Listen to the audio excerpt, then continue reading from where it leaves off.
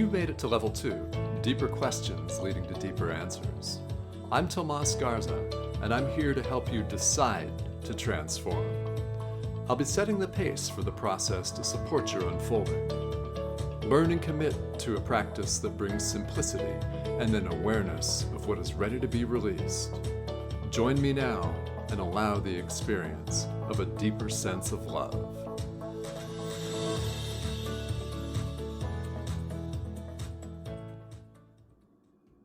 Hello, everyone. Welcome to a very special edition of Decide to Transform. I'm your host, Tomas Garza, and joining me, as he often does, is renowned spiritual teacher G.P. Walsh. Now, G.P. is a regular contributor to the show, and we have had a lot of fun on this show. We have some pretty wild topics, and we've got another really fun, really broad one in store for you all today. And we never know where we're going to go. And that's a beautiful thing. All right, GP, welcome back. It's great to have you. Hey, Tomas, great to be here. Yes, let's see what happens today. Yeah, we're going to see what happens today and where this leads us. And just by way of starting out, GP, as we were talking a moment ago, you're hard at work on several different projects that I think are going to play into today's discussion, because I've had a number of people come to me and want to talk about accepting, allowing, and receiving. And it seems like there's a lot of emphasis out there in the spiritual community on that, and a lot of seeming confusion about what that actually involves. I thought we'd start with that today. Sure. It's not seeming confusion. It's actual confusion, right? Because we simply don't know where to put a stake in the ground right now, right? You know, when you live in a world where all of the cultural and social institutions that had given us stability have proven to be obsolete, they've worn out. The Abrahamic religions are basically, the science of the Bronze Age. Right. Attempting to fit that square peg into the round hole of our modern technological world. Yeah. Is that they provide absolutely no comfort. They provide no meaning. They provide no guidance. And so we really deteriorated down to the point where people are very confused. They're confused about who they are, where their role is, what's the future going to hold. We're confused about the relationships between the genders, relationships with ourselves. And this is a very real state of affairs. It's not an accident. It's not a mistake. And there's no way to go back to the way it was, right? Mm-hmm. The idea of making America great again, as if there was some time when it was, is returning to some kind of an ideal, a mythological or ideological ideal that was never even true at the time, right? But we believed it. It was institutionalized, and therefore it did bring us some degree of stability.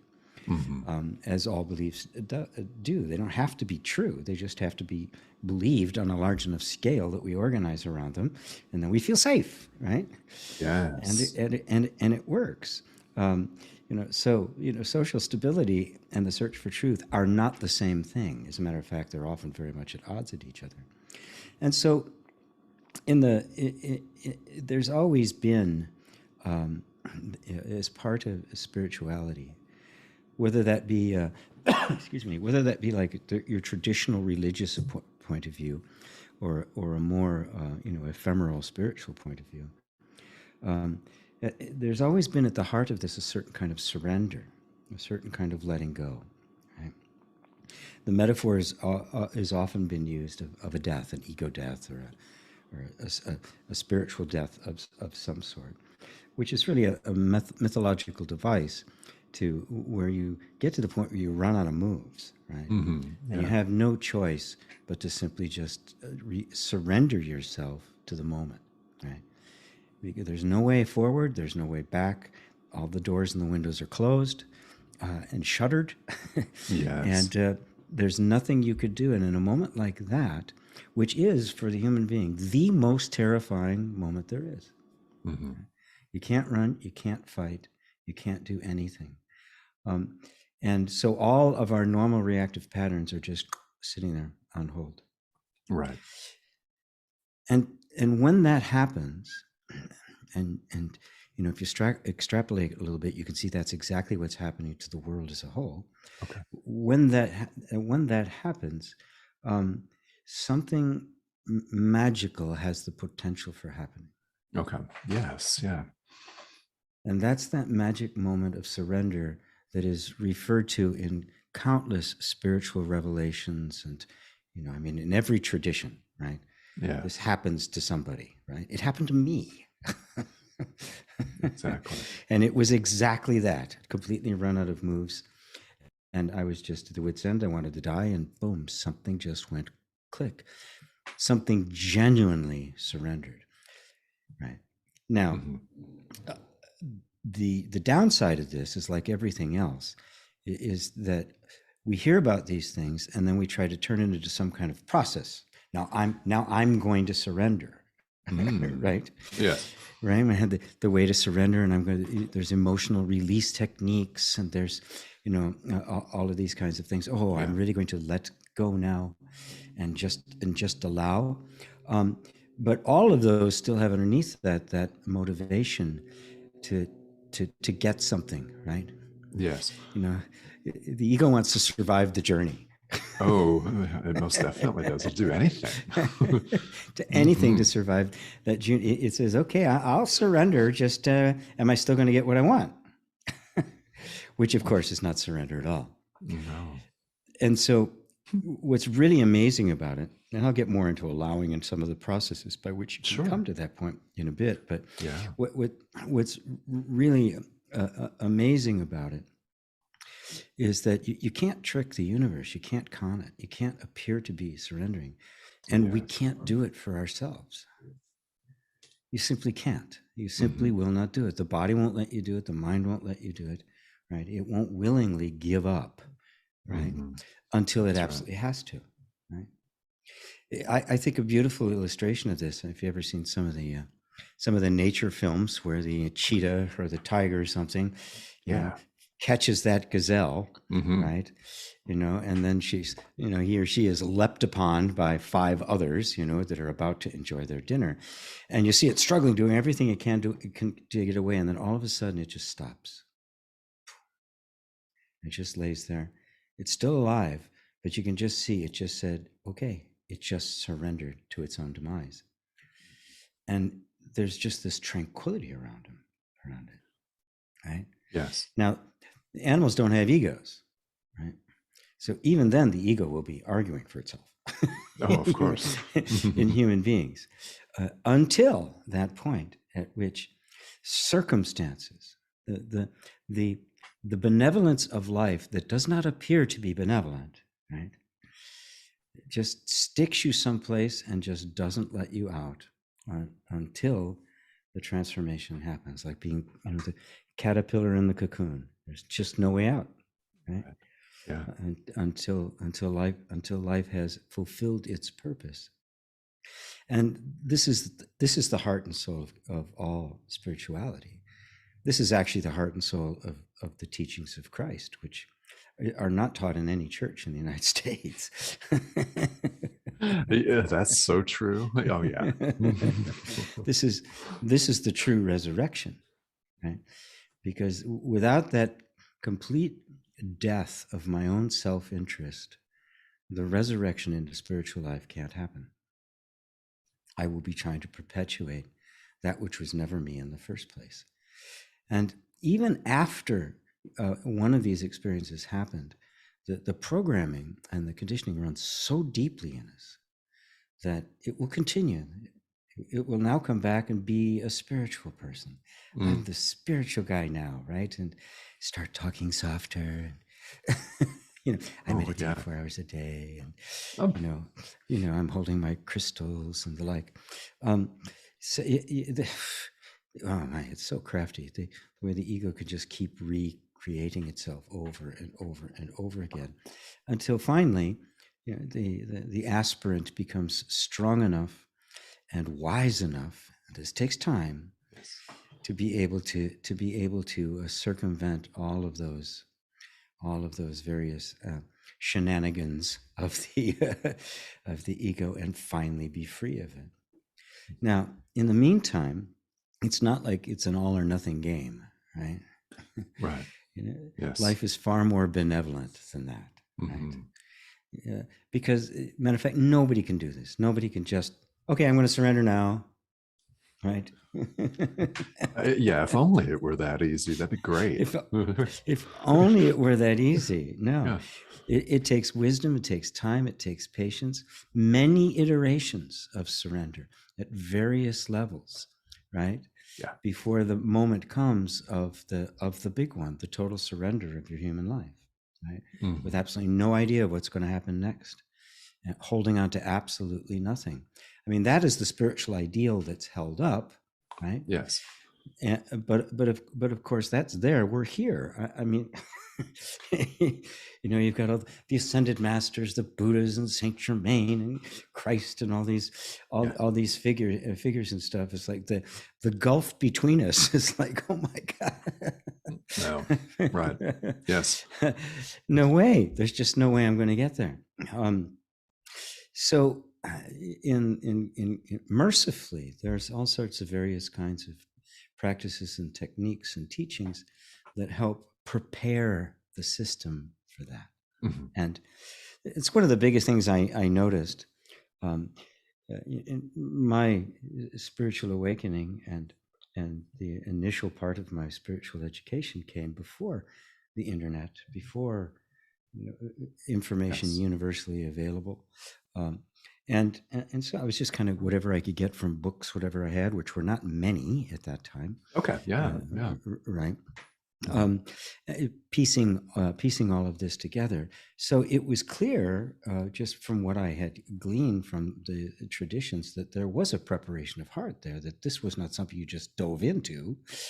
Right. I mean, this is the kind of stuff that went on in monasteries and ashrams. And traditionally in India, you trained for 12 years before the master even began to talk to you about this stuff. Okay. All sorts of preparation, which I didn't understand at the time. I understood that. And then shortly after that, because I put myself through just rigorous self-discipline and austerities and that sort of stuff. I mean, I didn't have access to a master, in this little town in Illinois, right? The local priest or preacher, that was about it. Okay. And I knew more than they did, right? So later on, this whole energy, the whole consciousness movement, the self-help movement in the 80s, just, Deepak Chopra, Wayne Dyer, this thing really began to explode, and including the Course in Miracles, which you teach, which was published in 76. Right. That was in the 80s where it started to roll the ball. That whole period of time, yeah, all of this stuff started really exploding onto the scene. And so now that, and then the advent of the internet, just an enormous amount of information available at your fingertips. And this idea got into the popular culture that it was just kind of a thing, oh, you learned it and you got it. The whole idea of needing to prepare your entire body and soul for this journey got lost. And I got wrapped up into it a bit myself. I have to say it's certainly more attractive than 30 years sitting on a cushion. But ultimately it is empty. It was a lot of information, but very little in the way of teaching or training. And it's one of the things that I sought to rectify when I created Inner Reconciliation, the process that I go through. I began to recognize that this level of surrender that results in that final enlightenment was not something that that while it was something that you really can't say when or how it's going to happen, when that little magic thing is going to happen, but you can certainly prepare yourself so you are ready for it when it does. Yes. so that it doesn't become a ping pong where you kind of, you're walking in bliss, you're drowning in sorrow, right? Which Mhm. for many people, that's exactly what's happened. They've had these peak experiences Yes. because they've been in a retreat that's been beautifully crafted to take away all the triggers so they can have this experience. And then they go back to their regular life and they suffer even more Mhm. because there's a complete disconnect between these two worlds. And it's a very long-winded way of getting around to your question of things, the practices of allowing, Mhm. of receptiveness and openness. And I needed to put it in this context because if it's not in this context, it gets interpreted as, okay, I'm going to be receptive and open and allowing, and then I'm going to get what I want. Exactly. Exactly. Yep. And so it becomes another way to try to cleverly con the universe, which is just, I'm sorry, give it up. you, Yeah. you can't fool the universe. Mhm. So instead, it needs to be turned in a different direction. It's not that this idea of becoming receptive and open and allowing isn't valid. It is, right? It's not always valid looking at the outside. There's a lot of things going on in the world right now that should not be allowed. They are not acceptable, right? Yes. And Oh, I yeah. will not be receptive to them. So Mhm. it isn't that kind of, it's not how you disport yourself in the world. It's your relationship with yourself, right? Yeah. What in you are you willing to allow? And what we find is that the cause of our suffering, and I maintain it's the cause of all of our suffering, is our disconnection from ourselves, from our souls. Yes. I will not allow Absolutely. myself to feel. And in inner reconciliation and all the trainings I do, I go into great detail as to how that happened, the traumatic events that took place that made this disconnect take place, that created the egoic mind, created all these habitual patterns that as adults that helped us survive as children, but make us dysfunctional as adults. Absolutely. Um, and it's nobody's fault. It's part of the natural process of living, and the incredibly powerful adaptive prowess of the nervous system. Mhm. But without consciousness intervening, coming to a place of discrimination where we can actually watch what's happening, I become my conditioning.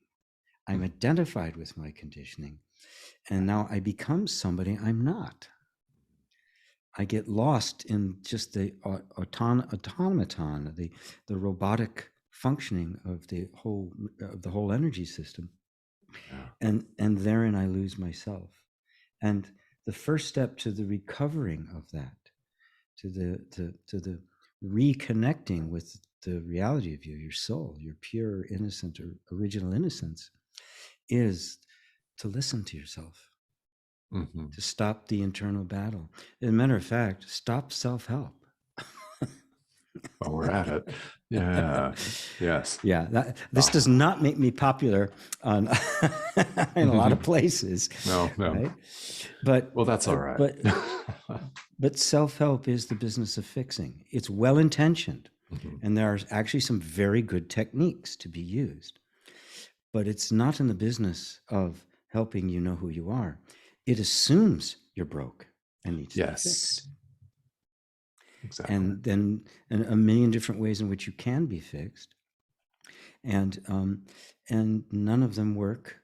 Most of them don't work at all, and a few will work for a little bit, and then wear off because they don't get down to the heart of you, Yeah. right? You're still just basically trimming the trees, and it's producing nasty fruit.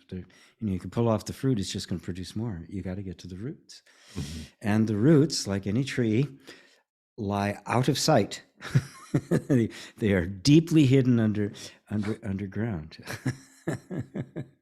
And you only know they're there because there's a tree and it's producing fruit.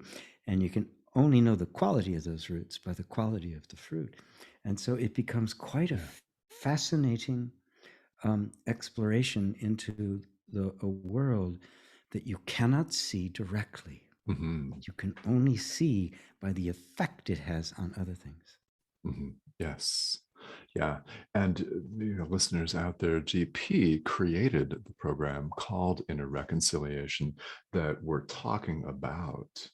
And well, let's back up just a moment to self-help and the fact that it has a different premise, and your lack of popularity and mine in certain circles, just we have to throw in there, you're not alone. Yeah. So what do you do when people are inquiring about inner reconciliation, when they're inquiring about working with you, and Mhm. how do you approach chronic self-helpers, for lack of a better term? Well, wow. It depends on the person, right?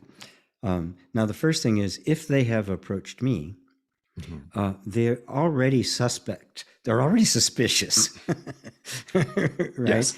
And I've had some people saying, I've been doing this for 15 years, and I'm not much further along than I was, right? Mm. What's wrong with this picture?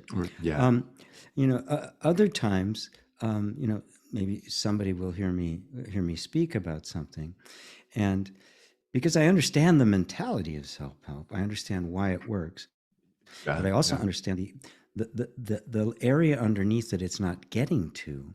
Oftentimes, people right then can see that there's another level there that a self-help technique simply can't get there. Mhm. Its Right. premise won't allow it to. Right? I mean, when you start from the present premise that there is nothing wrong with you at all, you just don't know who you are. You've mistaken who you're not for who you are. Yeah. And the only thing self help does is try to improve who you're not. Right. Yes. And make you richer, maybe. Well, yeah, of Yeah. course.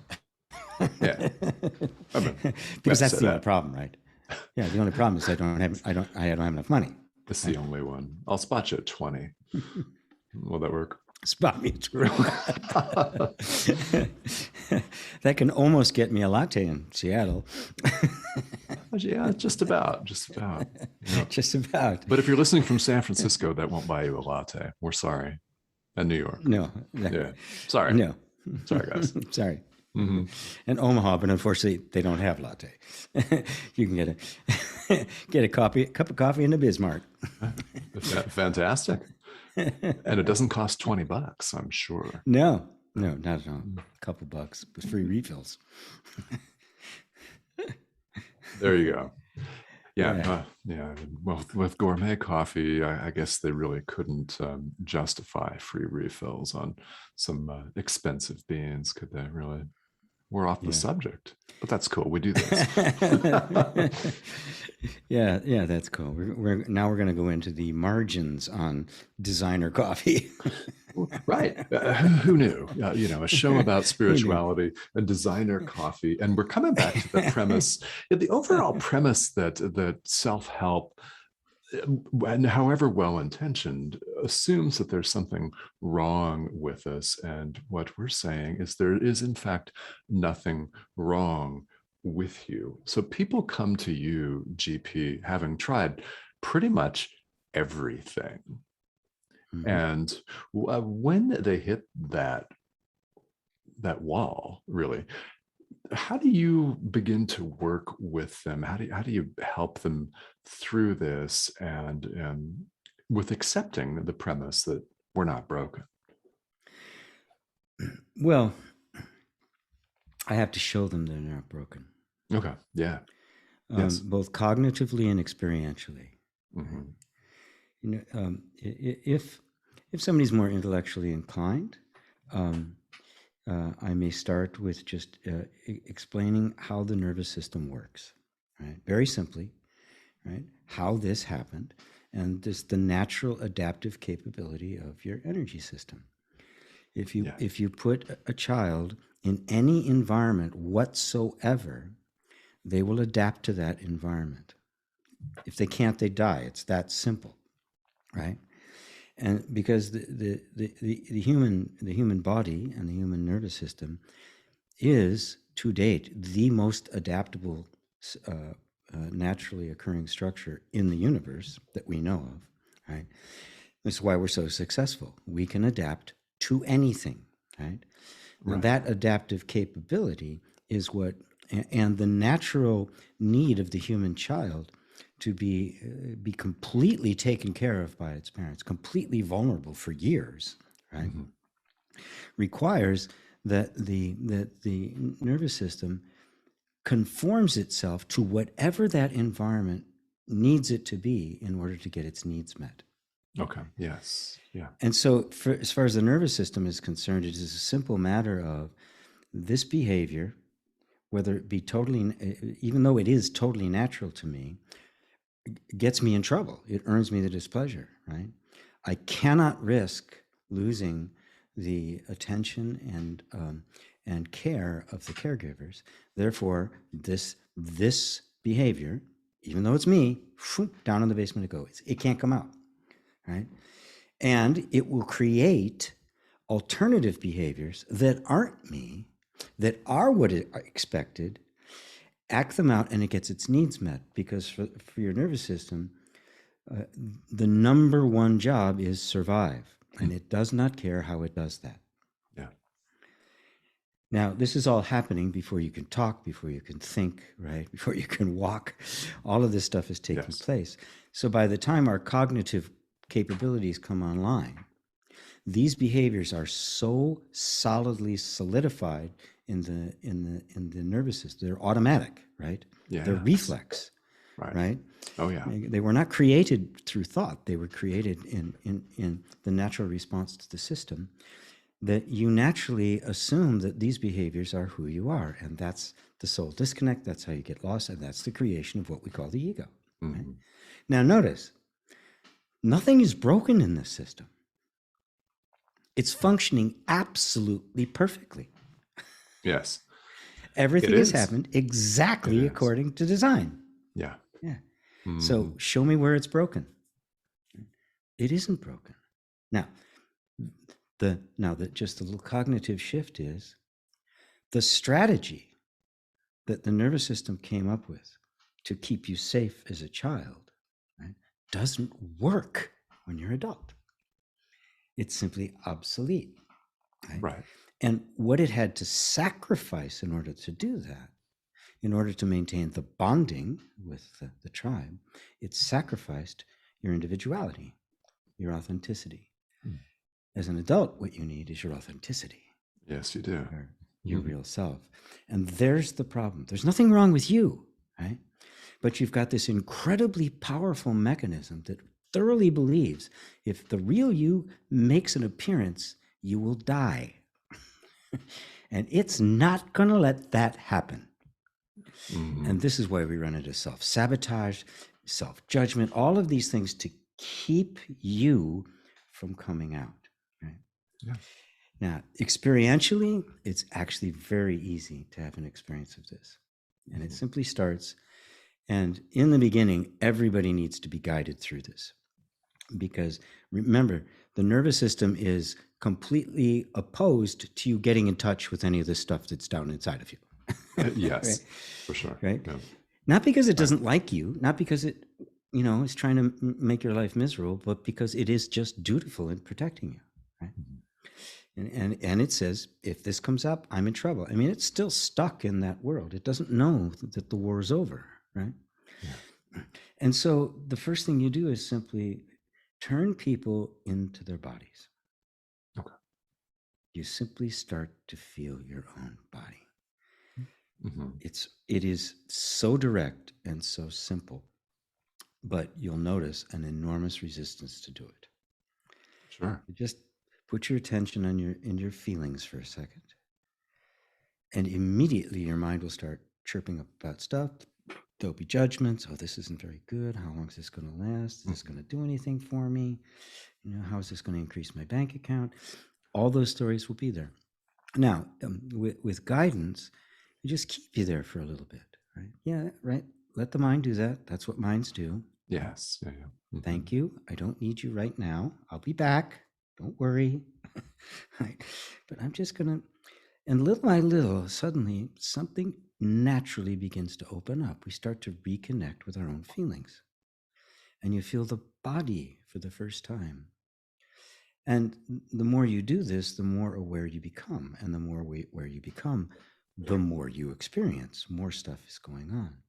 And what's essential to this, to this whole process, is that because this is one of the places where the self-help treadmill sneaks back in again, Mm-hmm. is I'm putting my attention on my feelings. There's almost this silent, oh, if I get my attention on my feelings, then I'll get fixed.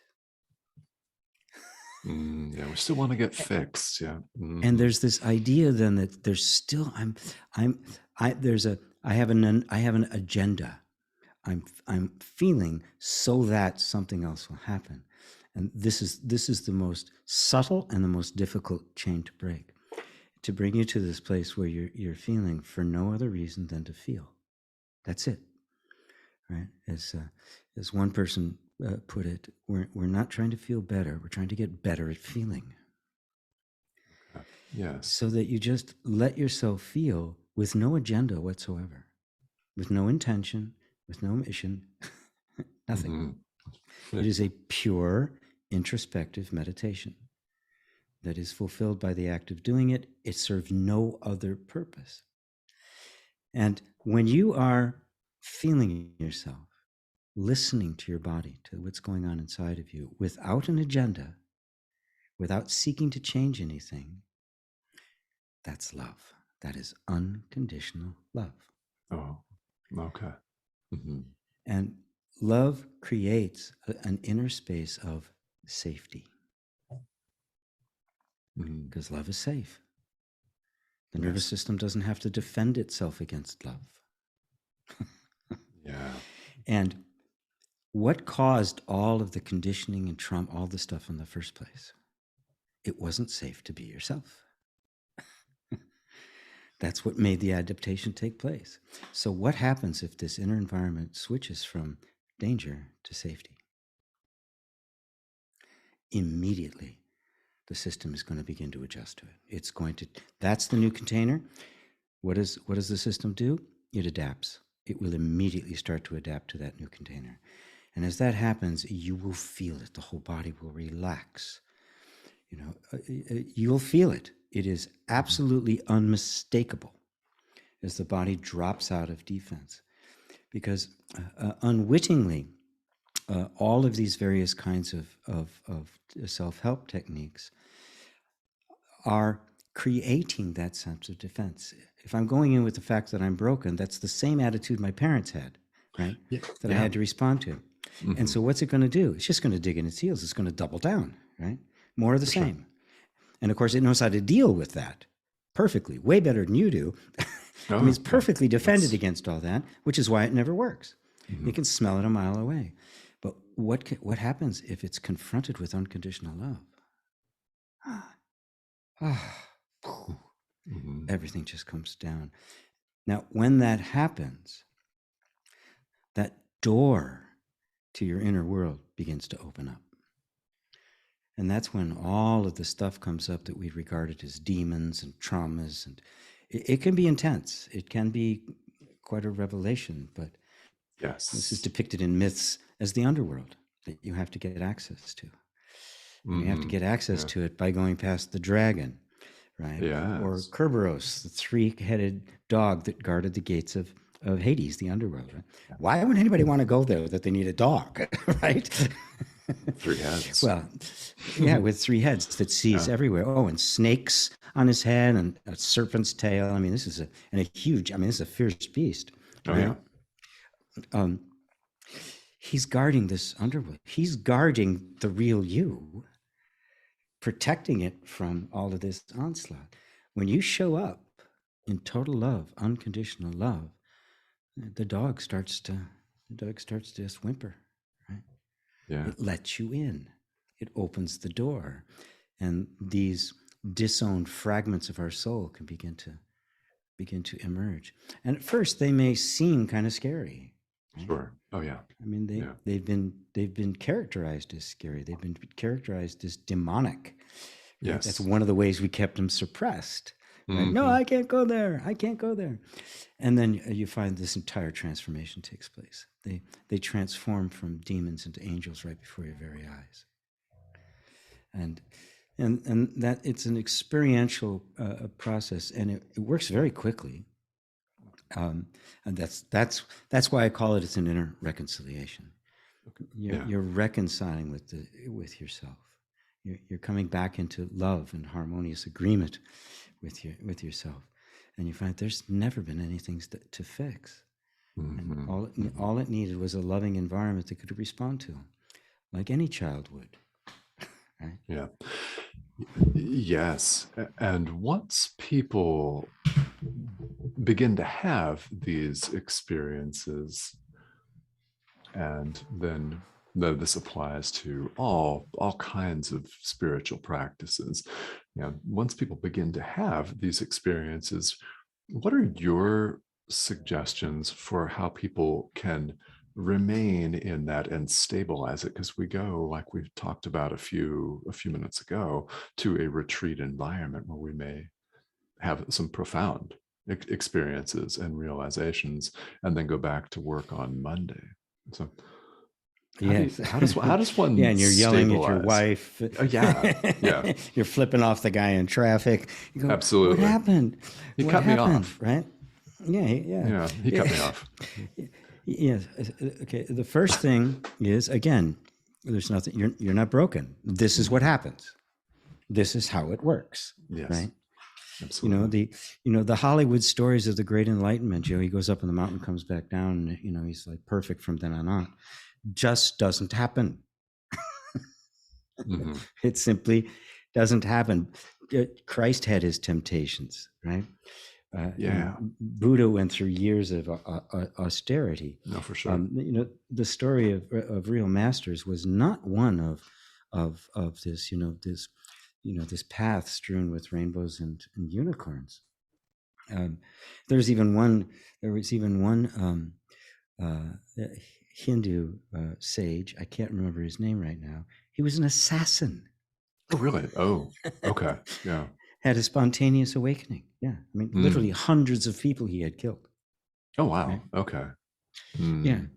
So there was no, sitting on a cushion for 30 years or anything like that. It's a very spontaneous thing. And when you're in the position of having some kind of a realization, the process of stabilizing that and beginning to abide there is actually the other half of inner reconciliation, right? Yes. Okay. The first half is to get you there. The second half is to stabilize you there, to integrate these kinds of insights, because an insight comes usually at the level of insight, right? The level of an aha moment, right? It is a shift in perception that happens by an opening of the mind, right? You simply see things differently, right? And a particular perspective that you really believed was true falls away, and a completely different vista opens up, right? Yes. Now, that's wonderful, right? And you feel it, it's true, right? You have no doubt. The clarity is just absolutely, it's true. Your body doesn't know it's true yet, though. Yes. Right. It's still operating under the old assumptions. It's still operating as if the old version of you, the one you thought you were, is very much you. Because when we form a sense of identity, the entire nervous system now organizes itself around that. That's the center, right? So all the behaviors, its thoughts, its feelings, its sensations, its relationships, its interests, its desires, all revolve around this sense of self. It's the ego is the center, right? Now, if I've had an insight over here that this ego isn't the center, this is, right? The only thing it's going to happen over here is this is going to start to get unstable. Oh, yes, very. Mm. And what happens when your nervous system starts to feel threatened, right? Which it will, right? Because this insight is a direct threat to everything you thought you were. So what does it do? It doubles down. It contracts. Mm. It tries to deny what you saw. It diminishes it. It judges it, right? And so the first time you lose your temper, when you're supposed to be spiritual, it says, see, told you. Mm-hmm. Because, Yes. of course, that's its nature. It wants to keep things the same. Because, again, all it's trying to do is protect you. If you get that all it's ever trying to do is protect you, you won't feel bad about it anymore. You won't feel as if, right, you've done, it's this horrible thing, demon trying to get you. It's really your best friend trying to protect you. It's just overzealous. It's doing it in a way that doesn't give you any freedom. Right?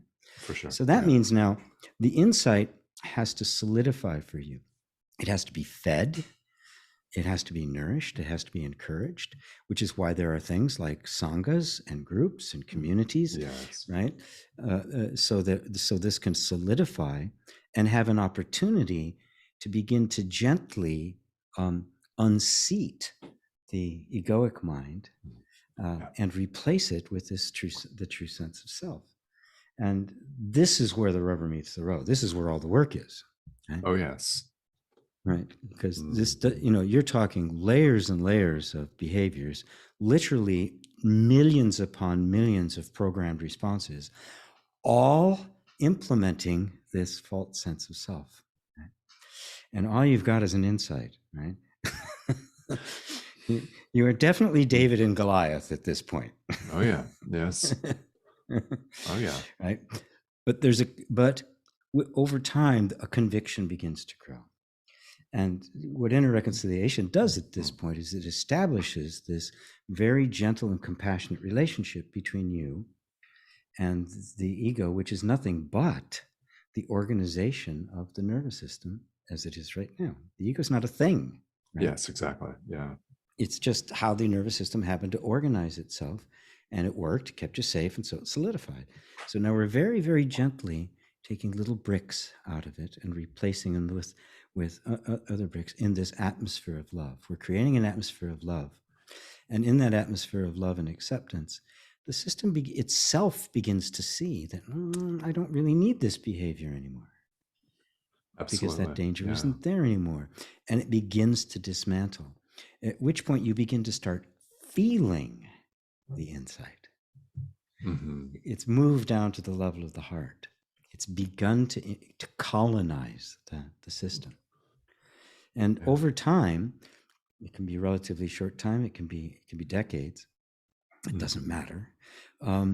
It so permeates the whole system that it's everything is reflecting the true self. Everything is reflecting the I am, the God self. And when that happens, we call that one a sage. Mm-hmm. It's just complete congruence all the way from insight to every little action. And of course, there's a crossover point, right? Where it's still going to react, stuff flares up, programming gets triggered, but it no longer intimidates you. There's just kind of a smile. Yep, the kid had a tantrum again. And it's very gentle. It's very loving.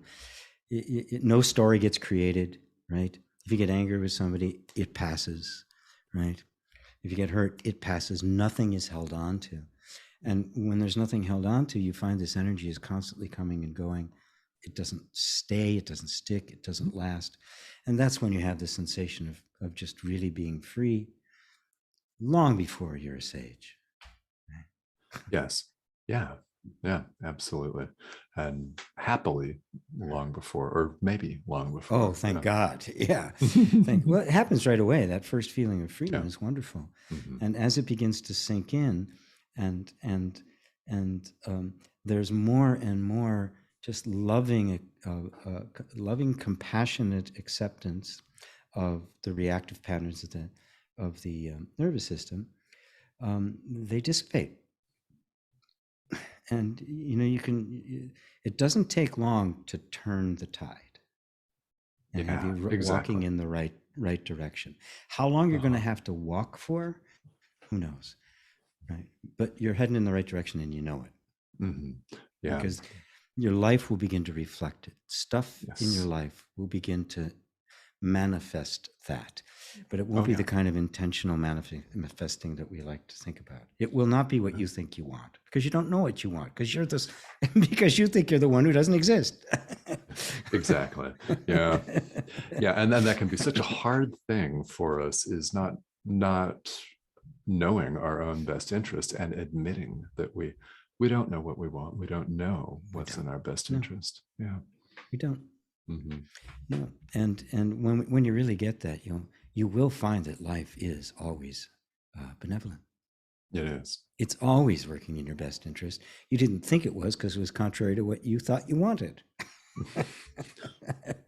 Well, and that being the case, it's no wonder we're confused, for sure. Yes. Yeah. Therein lies the whole confusion. How come I'm not getting what I want? Mm-hmm. Okay? Yeah, we question the want. We like, oh, should I want something else? Am I not wanting enough? Am I not doing it? But we never question the I that wants it. There you have it. Yeah.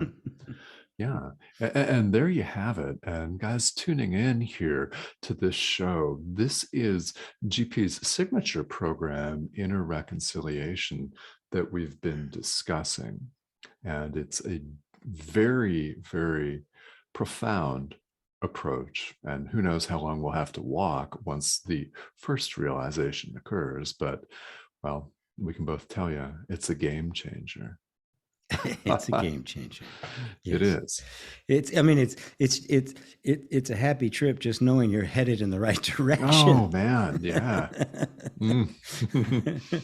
There's water there. There wasn't any water there, right? That's a game changer all by itself. Yes.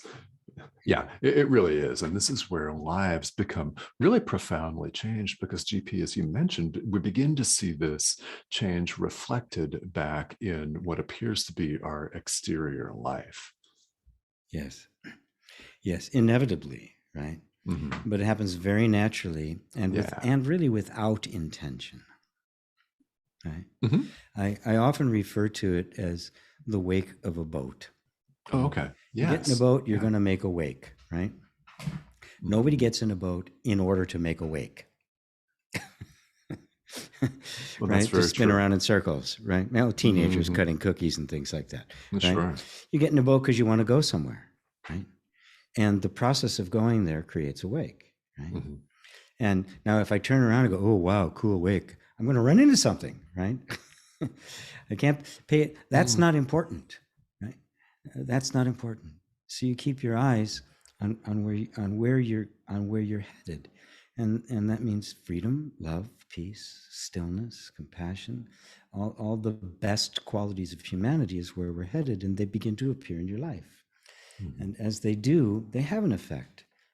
Obviously, if you begin to have this kind of benevolent self-acceptance for yourself, inevitably it's going to spill over into all of your other relationships. For sure.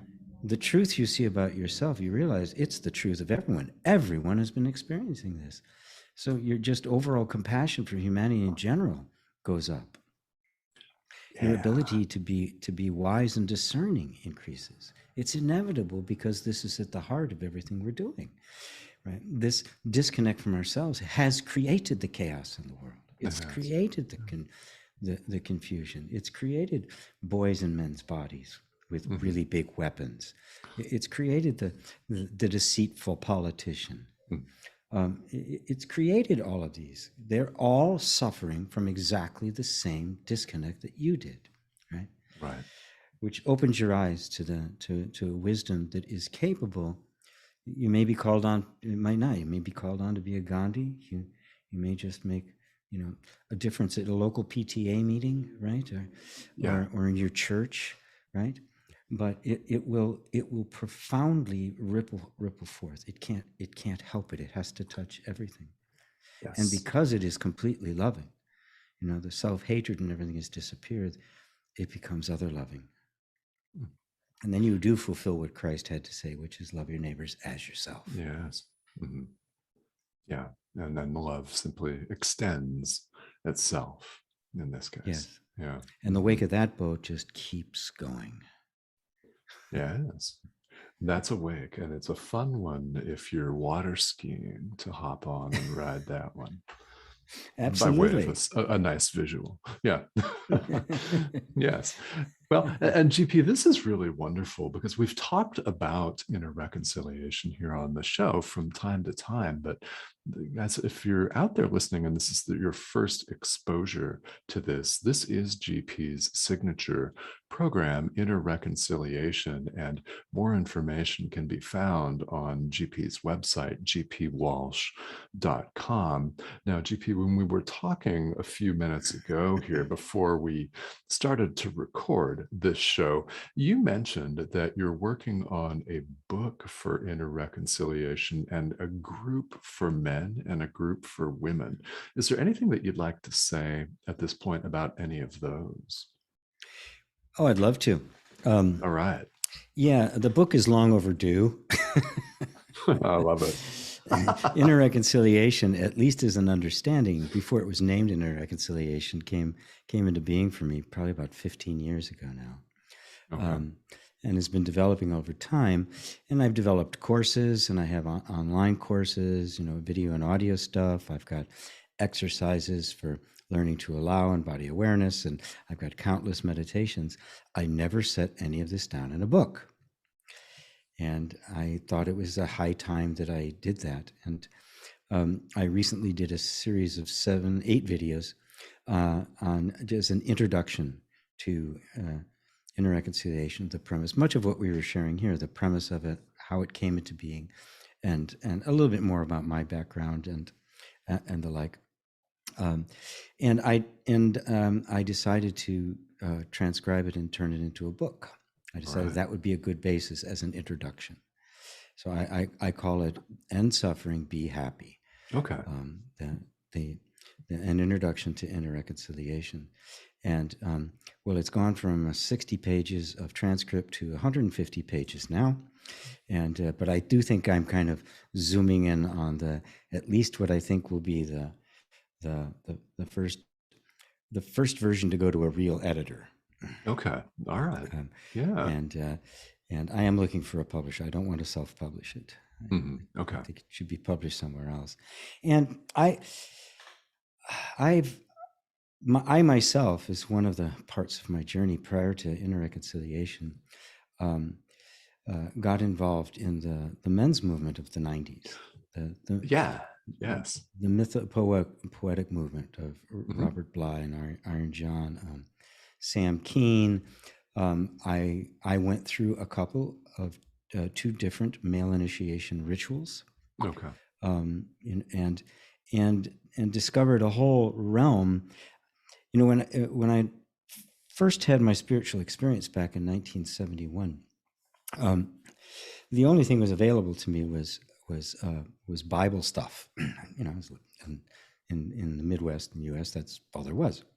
Yes. But I did have access to a lot of reference books and that sort of stuff, and I started to see the Bible not as a historical document, because in fact almost none of it has any evidence of ever happening. Right? If you look at it archaeologically, nothing of it actually happened. I mean none of it. It's right, yes. but if you look at it mythologically, right, as stories that came out of different traditions to illustrate things, and myths are just a profound way in which we learn and adapt ourselves to a culture to the environment as a whole. I found the Bible absolutely fascinating as a book of mythology. Okay. Yes. Certainly. Right. Well, I kind of left all that behind. I went through some other different kinds of things, some psychological stuff, a period of time where I was just working a lot on other things. And then in the mid-90s, with the mythopoetic movement, my interest in mythology got fed. All right. And I started diving into the various archetypes of the male psyche, the female psyche, you know, the child, the boy, the man, and all these kinds of things. Mhm. You know, king, warrior, magician, lover. Yeah. The archetypes, many of which were identified by Freud, but have been around for thousands of years prior to that, as they appeared in countless myths.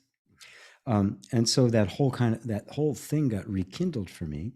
I was in a men's group for 5 years, which was the first time in my life I'd ever had that kind of close, supportive relationship with men. We don't normally do that. Yeah, We have right. friends, you know, we play a game, we go have a couple beers at the pub, we make fun of each other, and then we do it again next weekend. Then rarely is it the kind of thing where you really could trust your life to them. Whereas in our hunter-gatherer phase, you did. Yes. Oh, yeah. You literally were trusting each other with your life. So becoming a man was a very specific process, different from being a boy. To get a boy out of that and into that capacity where he could be trusted with your life was a process. And so for 5 years, I was with these guys. We met once a week for 3 hours. We talked. We had goal buddies during the week, where we would talk every single day. Right? We would set goals for ourselves, and if we didn't meet those goals, we would have to pay some kind of a penalty. We'd be regarded as out of integrity with the tribe. Okay. And we would have to do, and it was an incredible experience of watching my little bullshitter come up, my manipulator, you know, all those little things that in the presence of men whom you truly come to trust, they just can't stand the light of day. Mm-hmm. You know, if one person you trust tells you you're full of shit, you can blow them off. But if 5 men who you trust tell you, you're probably full of shit, right? And to be in that kind of a safe environment where you could be called out the way only men can call you out, exactly. Was such a huge, powerful transformation for me. Okay. And I've just seen how little there is of that. And in the intervening years, it's been 20 years since I've been a part of that. It's worse. Agreed. Yes. It's worse. And now it's to the point where the social structures have totally collapsed, that men have no idea who they are. It's actually easier for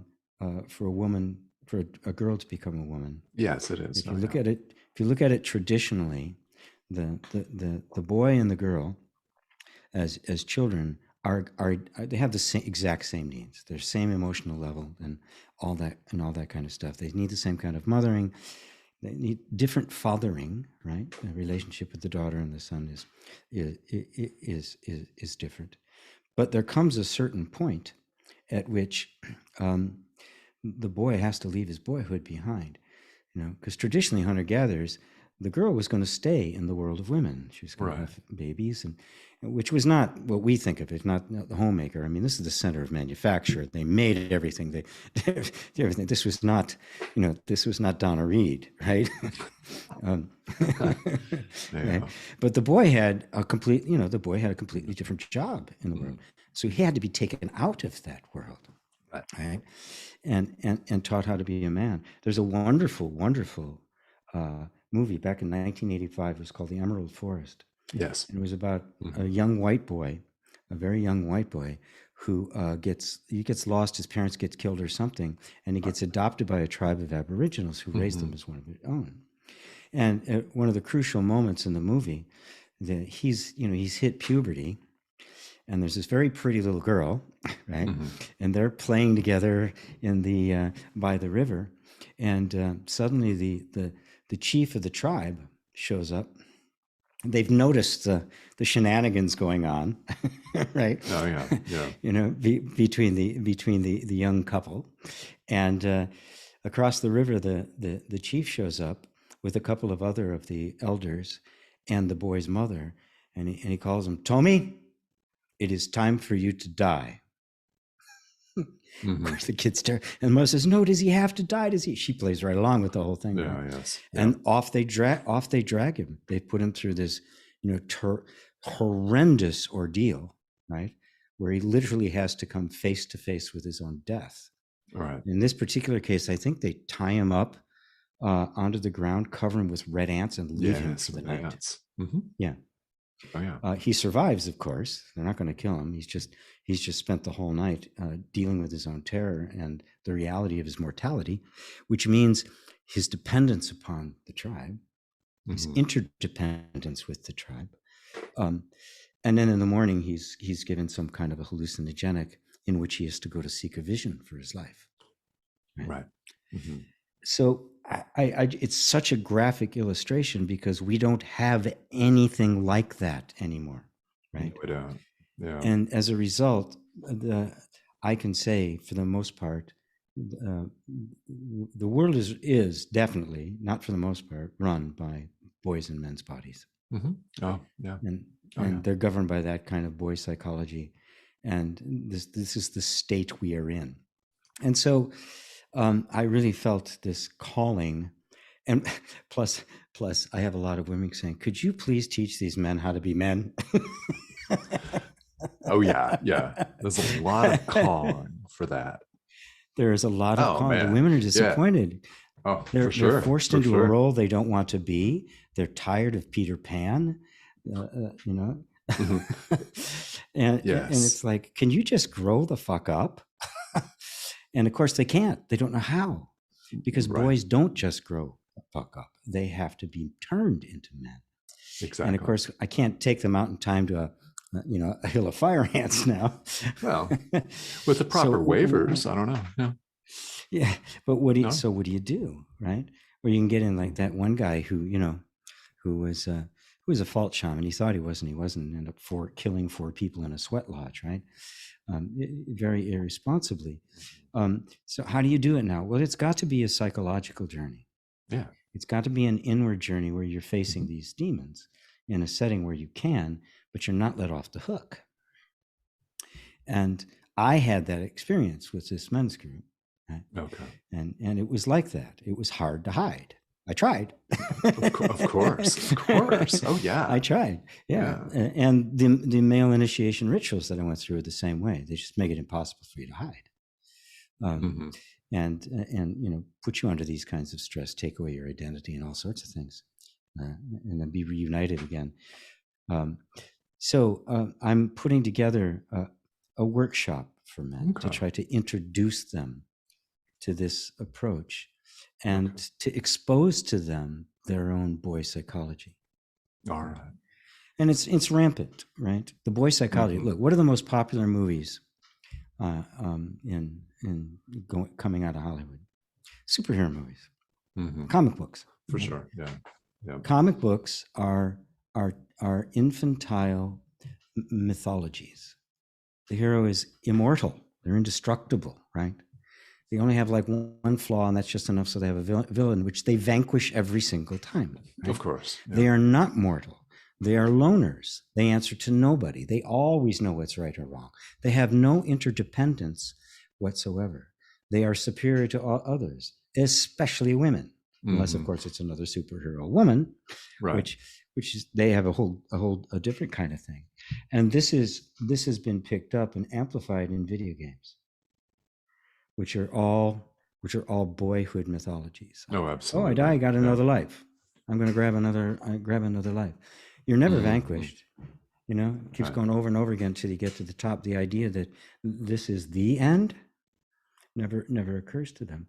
And which is why, for anybody who's actually become a man, video games are the most boring thing in the whole world. Yes, they are. They're so trite. They're so trivial and repetitive. It's like, what's this? Right. Right. No. But then there are those that are struggling. People who do extreme sports, Okay. Right. Yeah. Right. It's still boyish, right? Because it's an attempt to prove something, right? Because it's an internal shift that becomes a man, not an external action.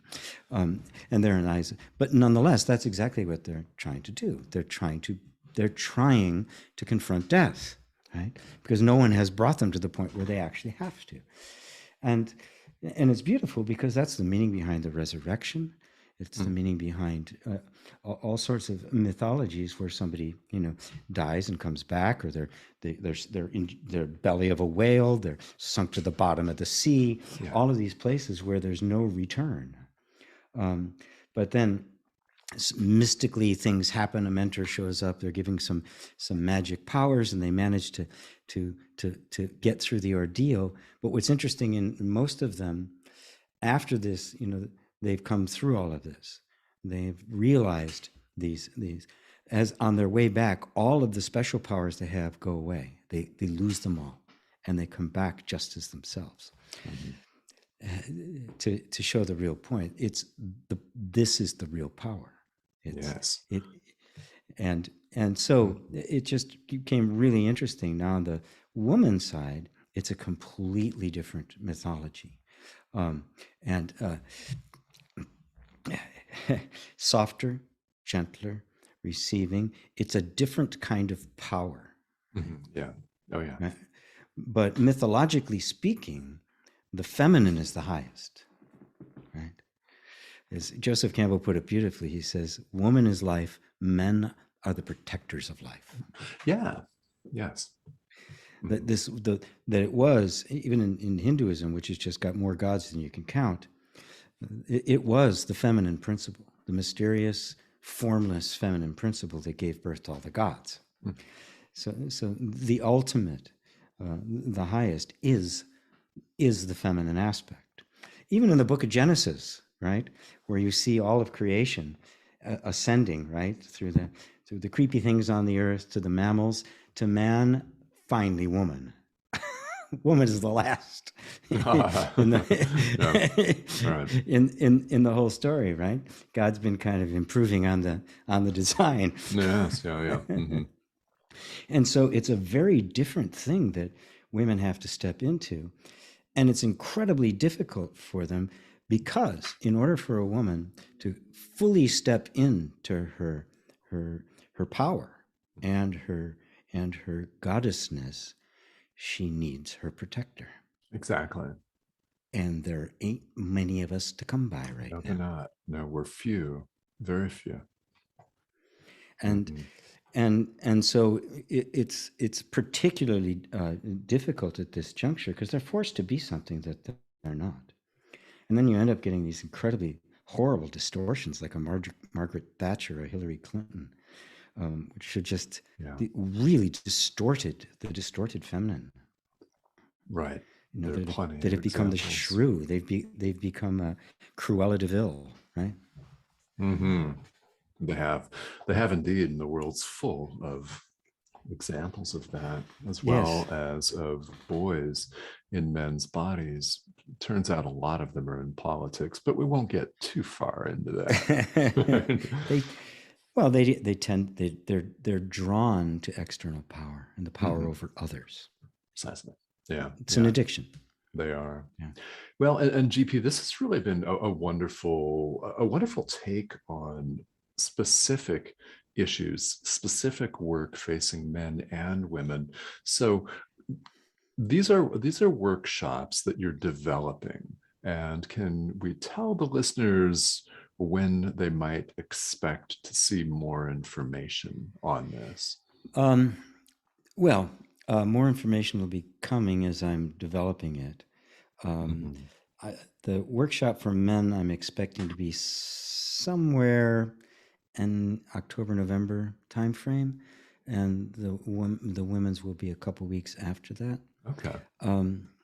It depends on how. There's so much information. It's whittling it down to a workshop. Sure. Is the problem I'm struggling with. Where can I get the most bang for my buck out of kind of bringing bringing a boy into an experience of his manhood? I haven't found the magic bullet yet. If they go to my site, gpwalsh.com, and just at the bottom you can register for a free ebook, Angels in the Basement, which is all about these things that go. They'll be on the mailing list, and I will be letting people know about it. I just announced that it was going to happen, I think, today. Oh, okay. Fabulous. Yeah, that officially it is going to happen. All right. I'm cool. just I'm just not exactly sure of all the details of it I yet. love it. Plus, somewhere in there, I've got to try to make a trip to Germany to solidify a place to live. Yeah. Yeah. So yeah, I've got Fantastic. to fit all of that in as well. Yeah.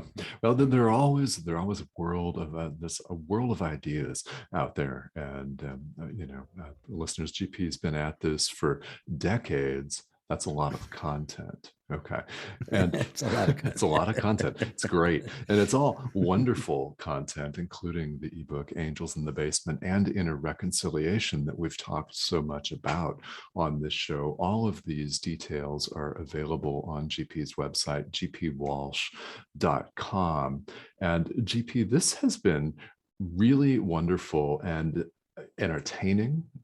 And I always learn a great deal when we sit down and just start talking. So thank you so much for joining me here today. Oh, what a pleasure, Tomas. It's always good to speak. You're so open, and we can just go anywhere. We literally can. And if you've heard us Yeah, before, feel welcome to we listen to some of the back episodes too. Oh, yeah. yeah. Yeah. We not only can, we do. You can and you do. And if you can, why not do? Why not do? Why not do? Yep. Yeah. We love it. All right. Well, guys, thank you so much for tuning in. I'm Tomas Garza, and this has been my very special guest and regular contributor, GP Walsh. Again, gpwalsh.com is the site to go to. And GP, thank you so much again for joining me.